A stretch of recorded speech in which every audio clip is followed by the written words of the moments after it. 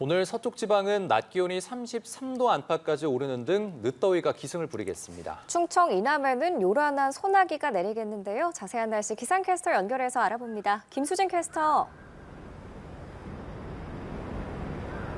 네, 9월로 접어들면서 밤더위는 누그러졌지만 아직 한낮의 볕은 뜨겁습니다.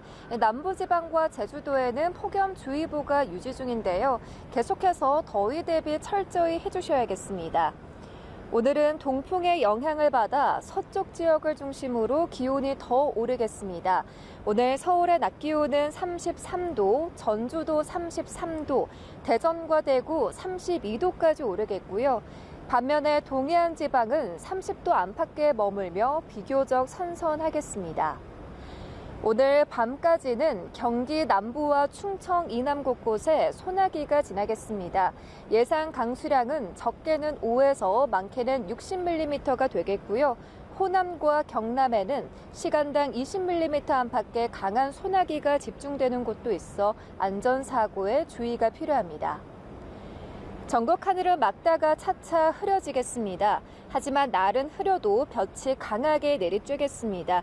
외출하실 때 자외선 차단제 꼼꼼하게 발라주셔야겠습니다.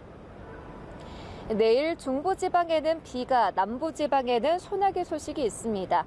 다만 메마른 날씨가 이어지고 있는 강릉에는 뚜렷한 강수 소식이 없겠습니다. 지금까지 날씨 전해드렸습니다. 밤사이 전국 대부분 지역의 최저기온이 25도를 밑돌아 열대야가 사라졌습니다. 서울에서는 아침 최저기온이 22도까지 떨어지며 지난달 10일 이후 가장 낮은 수은주를 보였습니다. 대전과 강릉, 광주와 대구 등 내륙 대부분에서도 밤더위가 나타나지 않았습니다.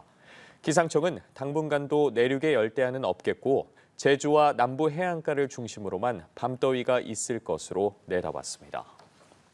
강릉처럼 극한 가뭄일 땐 인공강우 기술을 사용해 비를 뿌려주면 큰 도움이 될 텐데요. 하지만 아직은 인공강우 기술을 가뭄 상황에 활용하기는 어렵다는 평가입니다. 왜 그런지 김재훈 기상전문 기자가 전해드립니다. 최근 6개월간 강릉의 강수량은 387mm, 평년 대비 절반에도 못 미쳤습니다. 특히 여름철 강수량은 188mm로 지난 1917년 이후 108년 만에 가장 적었습니다. 극한 가뭄에 인공강우도 언급되는 상황. 하지만 가뭄 해소에 인공강우를 사용하는 것은 쉽지 않습니다. 인공강우는 구름에 요드와 은 같은 화학 씨앗을 뿌려 비를 내리게 하는 기술입니다. 구름 속에 뿌려진 씨앗들이 주변 수증기를 끌어모아 물방울이 커지면 강수로 이어지는 겁니다. 사실상 비가 올 수 있는 환경에서 강수량을 늘리는 증후에 가깝습니다. 따라서 가뭄 같은 마른 하늘에서는 인공강우 실험 자체가 어렵습니다. 특히 가뭄 해소 방안으로도 효율적이지 않습니다. 실험을 성공한다 하더라도 인공비의 양이 5mm 안팎에 그쳐 해갈에는 턱없이 부족합니다. 인공강우 기술이 가장 앞선 미국도 강수량을 10% 정도 늘리는 수준인 것으로 알려져 있습니다. 인공강우는 대기 중에 수증기가 많아야 되는 대기 조건이 필요한 상태이기 때문에 이러한 상황에서 인공강우 실험을 하더라도 효율을 보기 어려우며 해갈할 수 있는 정도의 양을 기대하기는 어렵습니다. 전문가들은 현재 인공강우 기술은 산불 방지에 사용하는 것이 가장 적합하다고 보고 있습니다. 적은 비라도 습도를 높이면 예방 효과를 볼 수 있기 때문입니다. 기상청은 이르면 2029년부터 산불 위험 지역에 인공강우를 활용한다는 계획입니다. 연합뉴스 TV 김재훈입니다. 극심한 가뭄을 겪고 있는 강원도 강릉시에서 이틀 동안 8.6mm의 비가 내렸습니다.